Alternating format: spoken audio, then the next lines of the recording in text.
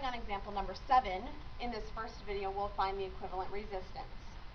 As you can see, our circuit here is slightly more complicated than the previous one, and I've already gone through and labeled each resistor with a letter to make it easier for us to talk about, since several of these resistors have the same resistance.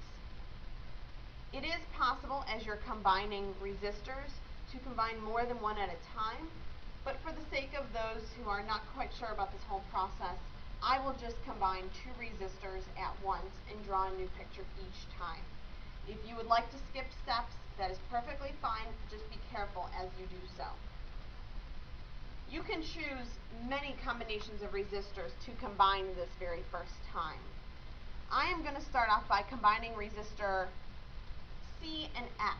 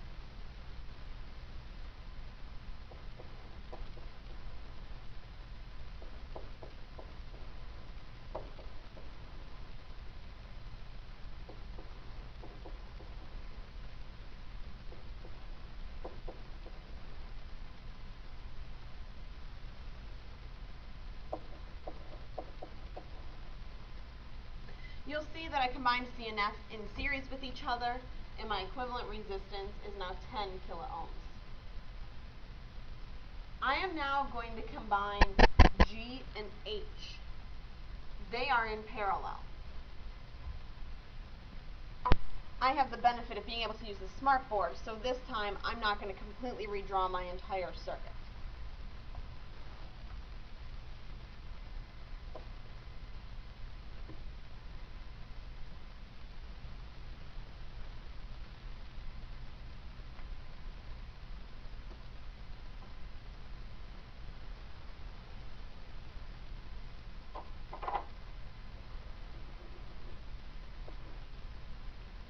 This is now resistor GH, and it has a resistance of 2.5 kiloohms.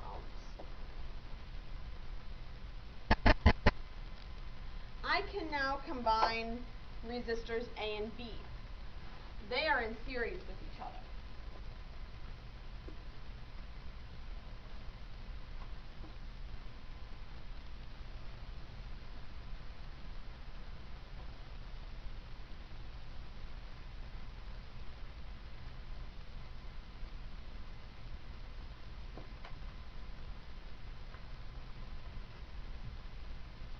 Let's try that one more time.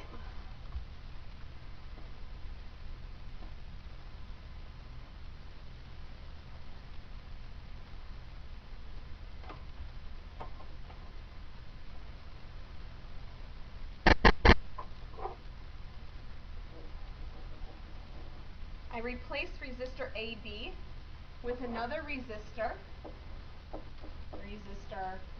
Replace resistors A and B with another resistor, resistor AB, and it has a resistance of 15 kiloohms. Next, I will combine resistors E and CF. They are in parallel with each other because the current will go through either E or CF and then meet back up at the same place.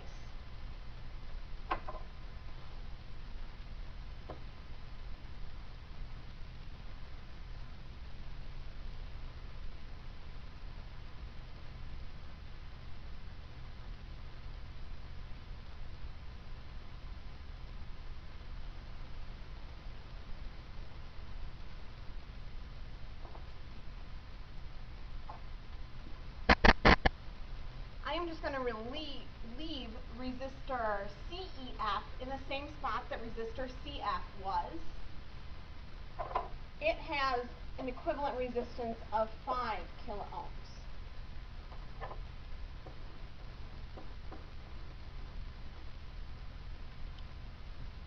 Moving on to a new page here on my smartboard. Here's the circuit that we just had. I will next combine resistors D and GH into one.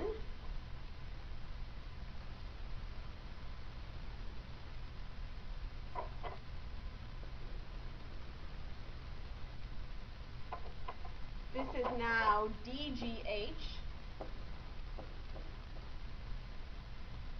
with a resistance of 22.5 kiloohms.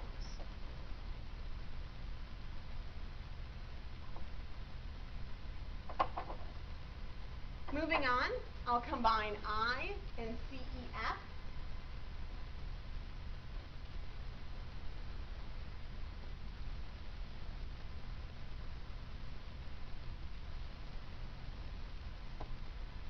I and CEF are in series with each other. It looks like I lost the resistance for I, so I'm going to go back and check on what that is. I was 15 kiloohms.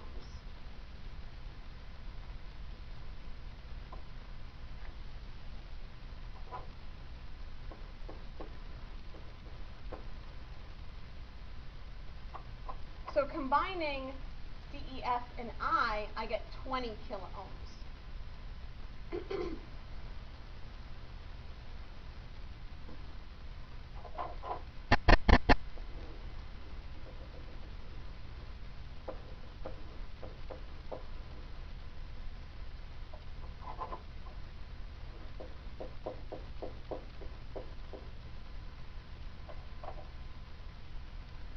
I have 3 resistors left, one more combination to make, and that one last combination will be combining resistors DGH and CEFI.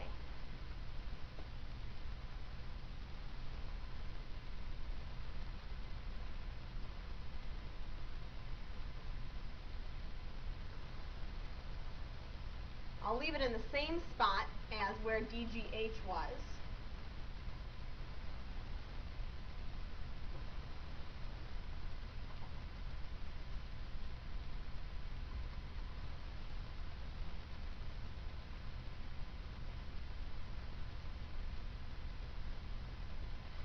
And it has a resistance of 10.59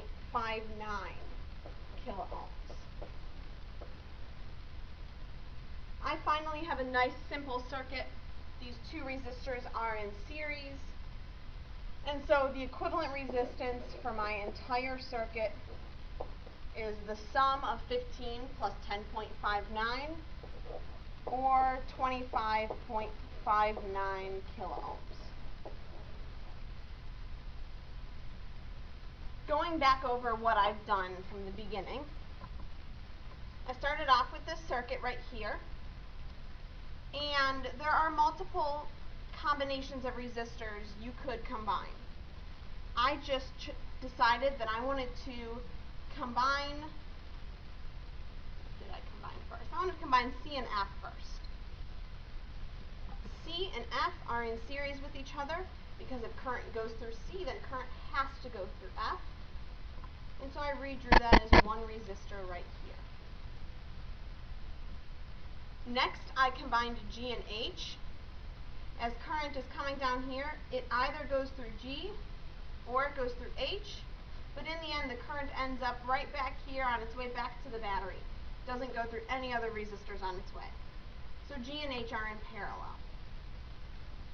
So you see here's resistor GH.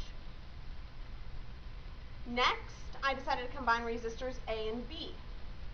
They are in series because as current comes out of the battery, it is forced to go through A and it is forced to go through B. So that became resistor AB right here. Next, I combined CF and E. You'll notice that as current comes here, it'll either go through CF or it'll go through E and then end up in the same spot. I don't worry about this branch yet because it doesn't end up in the same spot. So I combine CF and E, they're in parallel, to get resistor CEF. Moving on to the next slide, I combined D and GH into one. They were in series with each other. Then I combined CEF and I. They are also in series with each other. Then I noticed DGH and CEFI are in parallel. And finally, I end up with a very simple circuit. And this should be called DGH CEFI. Nice long name for that resistor. I end up with an equivalent resistance of 25.59 kiloohms. On the next podcast, I will show you how to find the current and voltage in each of these resistors.